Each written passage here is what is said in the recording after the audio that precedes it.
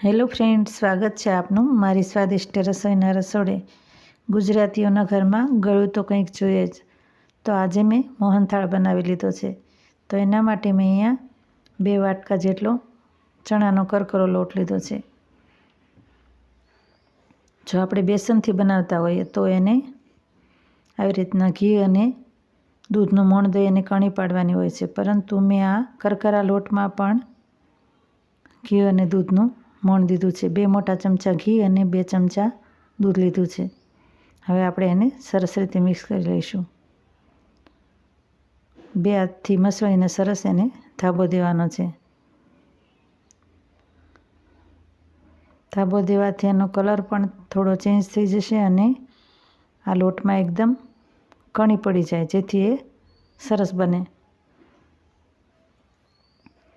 જો આટલો કરકરો લોટ હોય તો આપણે ધાબો ન દઈએ તો પણ ચાલે, પરંતુ ઘણીવાર આપણી પાસે જાડો દળાવેલો લોટ ન પણ હોય તો આવી રીતના ધાબો દઈ અને કણી પાડી અને આ ચાળણીથી ચાળી લેવાનો છે। અહીંયા મેં ચોખા ચાળવાની ચાળણી, ચોખા બાજરી ચાળીએ એ ચાળણી લીધી છે, એનાથી આપણે ચાળી લઈશું।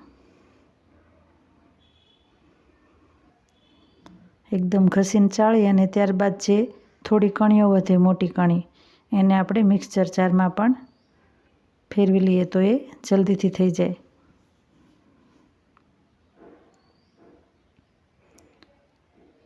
ત્યારબાદ આપણે એક વાસણમાં ઘી ગરમ કરવા મૂકીશું। અહીંયા 2 વાટકા લોટ છે તો મેં 1 વાટકાથી થોડું ઓછું એટલું ઘી લીધું છે। જો આપણે જરૂર પડશે તો ફરીવાર ઉમેરીશું। હવે આપણે આ તૈયાર કરેલો કણીદાર લોટ આ ઘીમાં ઉમેરીશું।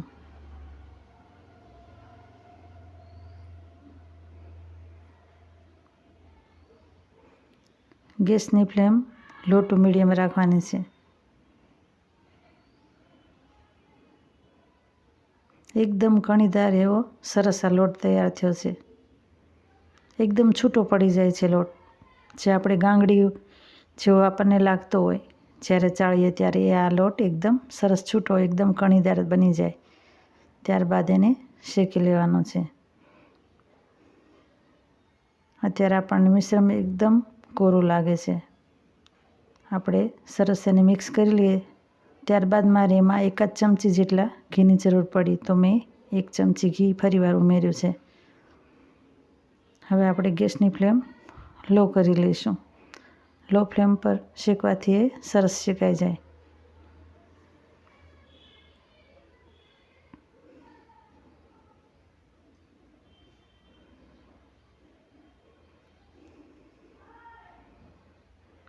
ધાબો દેવાથી આ લોટનો કલર પણ ચેન્જ થઈ ગયો છે। જે મીઠાઈવાળાની દુકાનમાં મળે છે એ મોહનથાળમાં ફૂડ કલર ઉમેરેલો હોય છે, પરંતુ આપણે ઘરે જ બનાવતા હોઈએ તો કલર ઉમેરવાની કંઈ જરૂર નહીં। જો આપણને ગમતો હોય તો ઉમેરી શકાય। મારે વાસણ થોડું નાનું અને આ લોટ વધારે થયો તો આપણે એને બીજા વાસણમાં ફેરવી લઈશું। તો અહીંયા મેં મોટી કઢાઈમાં આ લોટને લઈ લીધો છે, જેથી એકદમ હળવા હાથથી આપણે હલાવી શકીએ। ગેસની ફ્લેમ લો છે, જેથી એને શેકાતા થોડી વાર લાગશે। લગભગ 10 મિનિટ જેટલો ટાઈમ મારે લાગ્યો।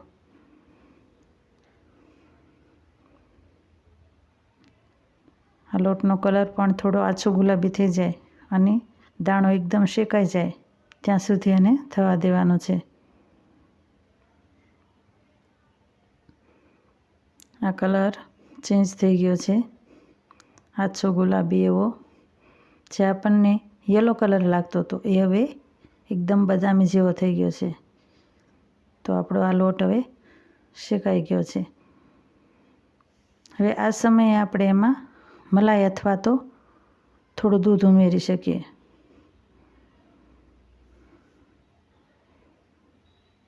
જાડી કણી હોય તો એ દૂધ અથવા મલાઈ ઉમેરવાથી એકદમ સોફ્ટ થઈ જાય। તો અહીંયા મેં અડધા વાટકાથી થોડું ઓછું એટલું દૂધ ઉમેર્યું છે। અહીંયા આપણે મલાઈ ઉમેરીએ તો એમાંથી ઘી છૂટું પડે તો એ એકદમ લચકાદાર બને। હવે આ દૂધ બળી જાય ત્યાં સુધી આપણે એને થવા દેવાનું છે. થોડી જ વારમાં દૂધ બળી જાય અને એકદમ કોરું અને સોફ્ટ એવું આ મિશ્રણ તૈયાર થઈ જશે.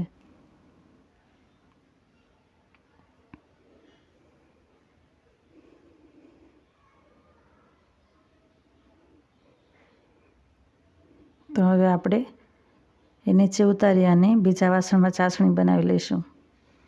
તો અહીંયા મેં 2 વાટકા લોટ હતો તો 1.5 વાટકાથી થોડી ઓછી એટલી ખાંડ લીધી છે. હવે આપણે એમાં 1 વાટકો પાણી ઉમેરીશું, એટલે કે જેટલો લોટ હોય એનાથી પોણા ભાગની ખાંડ અને અડધા ભાગનું પાણી લેવાનું છે. હવે આપણે એની ચાસણી થવા દઈશું. ચાસણી બનતા બહુ વાર લાગતી નથી. 4 થી 5 મિનિટમાં આ ચાસણી તૈયાર થઈ જાય છે. ચેક કરીએ તો એક તાર થાય એટલે આ ચાસણી તૈયાર થઈ છે. હજી આપણે એને થોડી વાર માટે રહેવા દઈશું.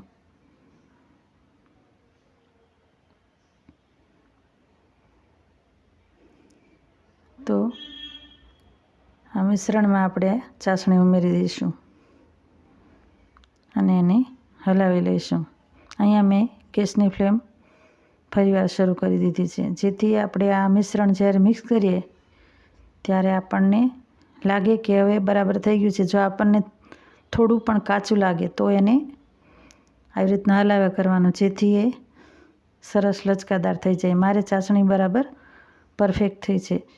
જો આ મિશ્રણ એકદમ આવી રીતના એકદમ મળેલું લાગે તો એ ચાસણી થઈ ગઈ કહેવાય.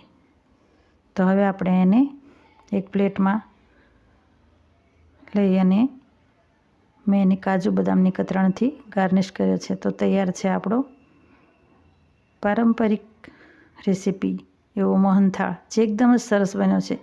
એકદમ સ્વાદિષ્ટ અને સોફ્ટ એવો આ મોહનથાળ તૈયાર થઈ ગયો છે. તો તમે પણ એકવાર જરૂરથી ટ્રાય કરજો.